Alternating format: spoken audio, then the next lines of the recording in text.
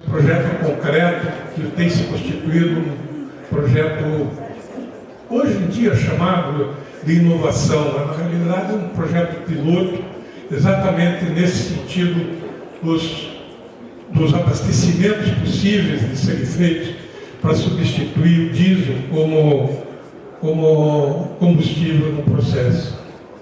O nome que está se dando é microcorredores sustentáveis, e esse micro é exatamente uma dimensão até difícil de enxergar para quem trabalha no nível do Estado, para quem trabalha no nível de observação ainda muito mais alto do que os acontecimentos que ocorrem nos municípios. Aqui fica uma proposição que já temos conversado muito no âmbito da FETRASBAR, que o município ainda não foi chamado, os municípios, os 390 e poucos municípios do Estado, ainda não foram chamados para protagonizar sistemas efetivos de uso do biogás. Nós estamos ainda numa proposição, um estímulo muito grande do governo do Estado. Eu preciso que se destaque aqui que o governo do Estado do Paraná é, de longe, o Estado que tem a governança mais eficiente, mais presente, mais propositiva nessa área do biogás. Não há o que reclamar do governo Ratinho nesse sentido. Ele tem efetivamente promovido financiamento, vantagem de financiamento, proposições de financiamento. Agora mesmo está formando um grupo aí entre as instituições, até baseado um pouco nesse conceito de que não basta ter produtor de biogás no Estado, nós temos que ter produtor e consumidor. E dessa união, desse arranjo produtivo entre produtor e o frutista, é que pode se estar alguma coisa aí se relacionando nova nesse processo. Peguei esse slide maior aqui, na Associação Brasileira de Proteína Animal, no relatório de 2023, onde mostra claramente como é isso, o relatório de sustentabilidade da BPA. Eles mostram claramente todo o sistema, como é que eles enxergam o sistema de produção do Brasil. E mostram o transporte aqui no item 4 como um fator fundamental dessa produção. Não há possibilidade, já foi dito isso aqui durante o dia inteiro hoje, da importância do transporte ligado à viabilidade da produção. Então, a própria BPA considera esse transporte como algo efetivamente importante nesse contexto. Mas a BPA não enxerga esse outro nível de transporte, que é o transporte que ocorre para fazer a produção. Aí está um segmento que tem até maior importância do que propriamente esse transporte nos grandes corredores, na BR-277, na BR-101, etc. Aqui, onde está lá no campo, lá na sanga, lá no fim do mundo, está lá um caminhão transportando cargas efetivas importantes para produzir. Caminhão de ração, transportando ração, caminhão de suíno, só transportando suíno, caminhão de ave, só de ave, de peixe, só de peixe, e assim sucessivamente. Então, a intensidade de trânsito nesse nível de transporte chega a ser maior do que esse nível do transporte do frigorífico até o porto, do frigorífico até o mercado consumidor, por incrível que pareça. E nós tivemos trabalhando exatamente isso junto com o Sintratol de Toledo, no sentido de entender esse processo econômico, como é que ele se processa ali a nível de produção mesmo, onde você tem produtores entrelaçados, suinocultores, avicultores, piscicultores, e na ponta a indústria integradora e fornecedora de insumos. Então quem fornece o insumo, ração, é a indústria que integra. Então todos os dias caminhões de ração dessa indústria para alimentar essas produções. E essas produções variam, o consumo delas varia de acordo com o próprio estágio da produção. Então nós temos essa compreensão. Opa, travou aí. Pode dar uma ajuda?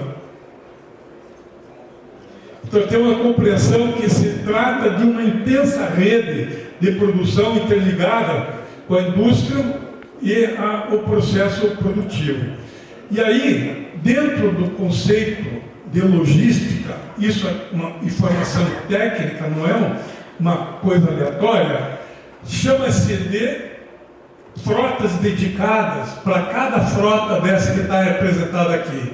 Então a frota de ração é uma frota, frota de suíno é outra frota, a frota de ave é outra, e todas elas se sobrepõem umas às outras, fazendo essa intensa movimentação na produção para poder acontecer isso. E todas essas formas de movimentação são feitas com um único insumo, chamado óleo diesel.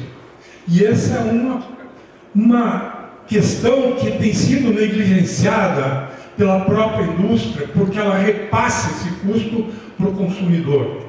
Mas hoje, com informações absolutamente corretas, a produção do leite, o diesel está representando 60% dessa produção. Então o diesel vai parar na gôndola do supermercado e muitas vezes o produto até é recusado pela alta de preço que está embutida nesse processo. Não dá mais para continuar colocando sobre o mercado consumidor a responsabilidade de assimilar uma dependência tão grande e injustificável. Se tem alternativas para fazer esse mesmo processo com outro tipo de enfoque sobre os combustíveis. E é isso que é a base desse projeto. Lá no Sintratol nós estudamos entre os caminhões que estão sindicalizados, nós pegamos 70 caminhões de transporte de ração. Esses 70 caminhões fazem no mínimo 200 km por dia. São 50 km de ida e volta o dia inteiro, parte da noite, quando não a noite toda. E esses 200 km por dia, vezes 70, dá 14 mil km por dia. E a projeção anual desses 70 caminhões é 5 milhões e 100 mil quilômetros por ano. Se você pegar a distância entre Toledo e Porto de Paranaguá, que são 640 quilômetros, vai ver que esse mecanismo, esse fluxo de 70 caminhões de ração só em Toledo equivalem a 8 mil viagens de Toledo até Paranaguá. É muita coisa, e principalmente porque toda essa movimentação está concentrada no município de Toledo, não está espalhada. Então todo o reflexo da poluição por emissão de gás de efeito estufa que o diesel propõe, toda ela é concentrada numa área pequena, enquanto na BR-277, um longo percurso, isso vai se diluindo e atenua, de certa forma, o impacto atmosférico. Mas lá é concentrado. Então esses 70 caminhões, 5 milhões e 100 mil quilômetros por dia, é algo que precisa ser visto. Porque entende-se que esses 70 caminhões estão consumindo 2 milhões e meio de litros de diesel por ano. Esse diesel sai muitas vezes até importado, chega no porto é retalhado, vai para a purificação, embarca num caminhão, anda 640 quilômetros, e no local onde ele chegou, ele é queimado em 90 dias. Não dura 90 dias essa mercadoria no processo produtivo, porque ela é usado. É usado para fazer essa movimentação intensa no processo. Então, nós estamos falando disso, dessa grandeza, embora na dimensão microscópica, que, de novo, repito, muito difícil de ser olhada, entendida, observada, porque está observando num nível superior cada processo. Quanto mais subir no âmbito federal, mais difícil de enxergar. E quanto mais descer, mais fácil de enxergar. E aí está a proposta da FETRANSPAR, que é trazer esse processo para o nível municipal e começar a estimular a municipalidade a controlar esse processo. E não há necessidade de ir muito longe para isso. Está aí a dedução dessa pesquisa ligeira, 8 mil viagens de Toledo até Paranaguá. E esse diesel que nós estamos usando aí, ó, é um diesel que está, primeiro, indexado ao dólar e ao Brent. Então, é um diesel com combustível imprevisível. Se começa o ano, o transportador não sabe como vai chegar no fim do ano com relação aos seus custos. Porque vai subir com certeza. Pode até ter uma descida ou outra pelo meio do ano, mas vai chegar no fim do ano com um custo maior do que começou. O diesel tem uma taxação exclusiva. A Petrobras, ela reduz o impacto do custo do diesel, controlando fortemente o que incide sobre ele. Os custos, maior custo logístico de produção no agro, e principalmente na proteína animal, é o diesel. E o diesel, nas emissões de gás de efeito de estufa, é o maior dos poluentes. É fortemente poluente, por conta da sua composição química. Então, o que está se falando em descarbonização de frotas, não há como fazer essa descarbonização se você não optar por uma alternativa ao diesel e fazer essa coisa acontecer diferente. E aí está o governo federal lançando instrumentos, lançando incentivos, lançando proposições como o combustível do futuro, recém-lançado, e que engloba no artigo 5º, o programa engloba biometano, ou seja, algo que pode ser produzido localmente e usado localmente, sem a infraestrutura que o diesel propõe. Aí já tem várias adesões, a própria Associação Brasileira de Biogás e Biometano, ela fala em corredores sustentáveis, ainda enxergando os grandes corredores. Ela enxerga a BR-277, ela enxerga todas as grandes BRs, mas ainda não fala no micro corredor, que é aquela ruazinha lá, aquela estradinha de chão, onde todos os dias passam caminhões dos frotistas do Paraná e do Brasil. Então, as frotas dedicadas em percursos recorrentes, né, a disponibilidade de biometano nessas rotas, os veículos convertidos para usar biometano e a contrato de compra e venda do biometano formam uma coisa que pode ser entendida como um arranjo produtivo local, que é uma figura de desenvolvimento regional. É técnico isso, não é uma invenção. O APL deixou até de ser utilizado, muito pouca gente fala do APL, mas nada mais é do que reunir o produtor de biometano dos dejetos animais com o frutista contratualmente, ou seja, sem intermediário especulador, sem vantagem nenhuma para ninguém, a não ser a vantagem entre o produtor e o transportador.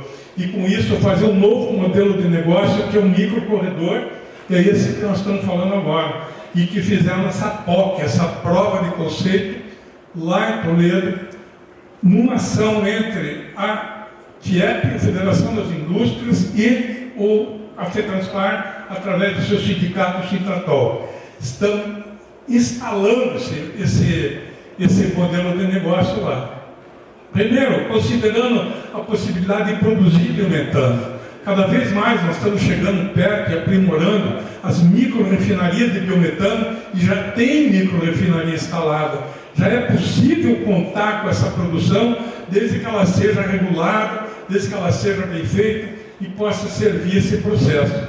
Para ela ser bem feita, ela tem que estar integralmente ligada nessa resolução da Agência Nacional do Petróleo, a 906 de 2021. Ali tem tudo o que precisa para fazer uma micro-refinaria como essa que vocês estão vendo aqui. E aí separar o biometano, que é aquela flecha verde ali em cima, do resto dos gases que compõem o biogás. Isso é possível fazer, está sendo feito, medido no fluxo, ou seja, medido online, para poder ver essa produção acontecer.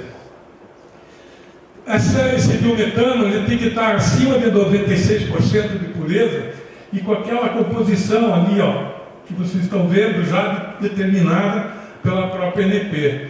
E essa medição realmente tem que estar sendo feita, não é uma invenção, não pode se dizer eu tenho biometano e nada disso ser verdade. Tem que provar, tem que auditar, tem que acertar e mostrar que realmente está acontecendo. É o que está sendo feito nesse projeto de Toledo. Lá está a micro-refinaria lá em cima, mostrando ali como é que é a estrutura dela, uma estrutura simples. Essa granja que tem instalado, uma granja de 3 hectares, uma granja que estava com 1.700 animais, e eu ia ter, aprovou a ida para 8.000 animais, senão essa granja já estava fechando, porque não tinha lugar para pôr os dejetos animais. Encontrou a saída para a agricultura, para a pecuária, e encontrou a saída para o próprio produtor, para o próprio transportador. Então, existe possibilidade de fazer esses arranjos produtivos nos locais onde o biogás é produzido. Ali está o caminhão 100% a biogás da cooperativa Primato, que abasteceu durante 7 meses nessa usina aqui, nessa refinaria que está aqui embaixo. Ou seja, 15 metros de diferença. Ele entrega a ração em cima e faz o abastecimento aqui embaixo. E segue a viagem dele, encontrando o combustível que ele precisa, no lugar que ele trabalha, na hora que ele precisa. Essa é a essência desse projeto. Aqui está uma conversão de motores que nós fizemos em Toledo, há menos de um mês atrás. Primeiro caminhão convertido da história de Toledo por esse sistema que está aí, um sistema muito moderno. Ele não substitui o diesel, ele complementa o diesel, um sistema 5.0, se querem apostar aí como um modelo, e ele está lá, instalado no caminhão exatamente do Alain da Trece, que é o presidente do sindicato, que foi para o sacrifício e mandou fazer. O custo disso ficou em R$40.000, possibilidade de você fazer essa transformação. Para ter uma ideia, o DR de Toledo não sabia como homologar essa transformação. O Inmetro de Toledo não tem condições de fazer uma verificação dessa transformação. Ela teve que ser mandada para Foz do Iguaçu, aonde já houve uma tradição de modificação de motores na gestão do Jorge Semek, que está aqui presente, e essa gestão acabou estimulando a instalação do Inmetro em Foz do Iguaçu. Em Toledo não tem ninguém que faça. Então você vê como é que está a precariedade institucional para fazer esse tipo de coisa e os desafios que têm que ser vencidos. Nós temos que ter a estrutura do DR do Inmetro avaliando isso aqui, fiscalizando isso aqui. É isso que a gente tem hoje pedido no governo. Aqui está o layout de uma oficina. Pasmem, senhores, um município que deve ter umas 500 oficinas de reparação de motor a diesel, não tem nenhuma que faça conversão desse motor a diesel. Nós tivemos que fazer isso de uma forma completamente improvisada para poder fazer o primeiro. Mas é preciso fazer essa estrutura de conversão para poder dar andamento. E aqui algumas coisas da economia. Não se pretende uma economia do outro mundo, porque o motor é diesel-gás, não é um motor só gás. Então o motor diesel-gás, inclusive prevendo uma possível revenda desse motor, porque na hora que for revender não tem o incômodo de ter um motor 100% gás, que o mercado não aceita comprar nessa hora da reposição das frotas. Então a possibilidade de você ter menos impacto, mas é como diz, próprias pessoas inteligentes desse mundo falam, o importante é pensar grande, começar pequeno e andar rápido. Isso aqui é isso, é a aplicação desse conceito. É preferível fazer um caminhão diesel-gás do que passar 100% gás imediatamente, enquanto não se resolve essas questões estruturais. E aí então estão as relações territoriais passando por isso, né? A produção do biometano, os produtores que são servidos pelo caminhão, aí na integradora o ponto de partida e o ponto de chegada dos frutistas, e aí a oficina de conversão e manutenção como algo importante a ser conseguida nesse contexto. E aí você teria resultados esperados, que a mobilização descarbonizada dessa frota, que hoje é uma frota consumidora de diesel, e pode perfeitamente passar a não fazer isso. Esse é um sistema o sistema FETRANSPAR entrou como inspirador da vinda do frutista, que era a peça que faltava. 100% das ações do Estado até hoje foram estimulando o produtor. E o produtor pergunta: eu vou vender para quem o biogás? Se eu não tenho como, eu vou produzir biogás, vou produzir biometano e vendo para quem isso? E aí, entrando esse protagonismo da FETRANSPAR, dos seus sindicatos e dos sindicalizados, é possível você fazer acordos operacionais entre produtor de biometano e comprador de biometano. E aí sim, efetivamente, se cria um mercado. É isso.